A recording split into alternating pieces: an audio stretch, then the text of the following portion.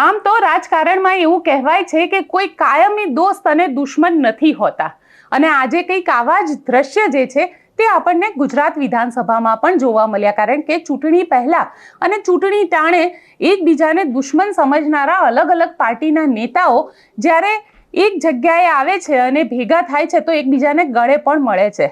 ખેર, પક્ષ અલગ અલગ હતો. અહીંયા આગળ એક આમ આદમી પાર્ટીના હતા, એક ભારતીય જનતા પાર્ટીના હતા, પણ મહત્વની વાત એક હતી કે સમાજ એક હતો, અને આ સમાજની રૂહે બંને જણા એકબીજાને ગલે મળ્યા છે કે શું, એ સવાલ હવે અહીંયા આગળ ઊભો થઈ રહ્યો છે. આ જે દ્રશ્ય આપ જોઈ શકો છો એ ગુજરાત વિધાનસભાના આજના દ્રશ્ય હતા. જયેશ રાદડિયા અને ગોપાલ ઇટાલિયા આ બંને જણા એકબીજાને મળ્યા, હાથ મિલાવ્યો, ગળે લાગ્યા, અને પછી ત્યાંથી બંને જણાએ કંઈક ચર્ચા કરી અને બંને અલગ અલગ ચાલ્યા નીકળ્યા.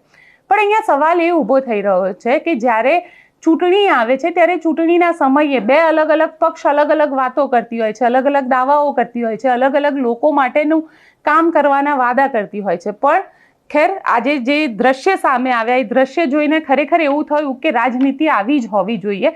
કારણ કે રાજનીતિ મુદ્દા આધારિત હોવી જોઈએ, ના કે એ કાયમી એક પક્ષ અને વિપક્ષના આધારે હોવી જોઈએ. અને આ જે દ્રશ્ય હતા એ દ્રશ્ય પણ ખરેખર ખૂબ સારી નિશાની છે લોકશાહીની. કારણ કે લોકશાહીની જ્યારે ચર્ચા કરતા હોઈએ ત્યારે આ લોકશાહીની અંદર આ દ્રશ્ય પણ સામે આવવા એટલા જ જરૂરી હોય છે કે પક્ષના નેતા અને વિપક્ષના નેતા એ બંને જ્યારે મળતા હોય છે ત્યારે પણ ક્યાંક જેને કહી શકાય કે અંતે તો કામ કોનું કરવાનું છે, જનતાનું કામ કરવાનું હોય છે. જ્યારે બે નેતાઓ ભેગા થતા હોય છે ત્યારે જનતાના કામ માટે જો ભેગા થતા હોય તો ખૂબ સારી વાત કહેવાય. પણ અહીંયા આગળ થોડું કંઈક અલગ હતું, કારણ કે ઘણા બધા નેતાઓ એવા હોય છે જે મનમાં ગાંઠ બાંધીને બેસી જતા હોય છે અને એકબીજાની સામે પણ નથી જોતા હોતા. એવા નેતાઓને ચોક્કસથી અહીંયા આગળ કહેવા માંગીશ કે મનમાં ગાંઠ બાંધવા કરતાં જ્યારે સામે વ્યક્તિ આવે ત્યારે સ્પષ્ટ જ્યારે વાતચીત થઈ જતી હોય છે તો ઘણા બધા જે વિવાદો હોય છે એ વિવાદો પણ દૂર થઈ જતા હોય છે. એટલે આ દ્રશ્ય આમ જોવા જઈએ તો રાજનીતિમાં અને લોકશાહીમાં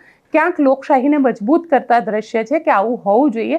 પરંતુ અહીંયા આગળ વાત માત્ર એટલી છે કે બંને પાટીદાર સમાજથી આવે છે અને એટલે જ ગોપાલ ઇટાલિયા અને જયેશ રાદડિયા વિધાનસભામાં એકબીજાને ગળે પણ મળ્યા. ખેર, વિસાવદરની જે સીટ હતી એ સીટ ઉપર ગોપાલ ઇટાલિયા જ્યારે ચૂંટણી લડતા હતા ત્યારે જયેશ રાદડિયા ભારતીય જનતા પાર્ટીના પ્રભારી પણ હતા. એટલે જ્યારે જે વ્યક્તિને હરાવવા માટે મહેનત કરી હતી એ વ્યક્તિના જીત્યા પછી જ્યારે વિધાનસભામાં મળે છે તો તેને ગળે પણ લગાવે છે.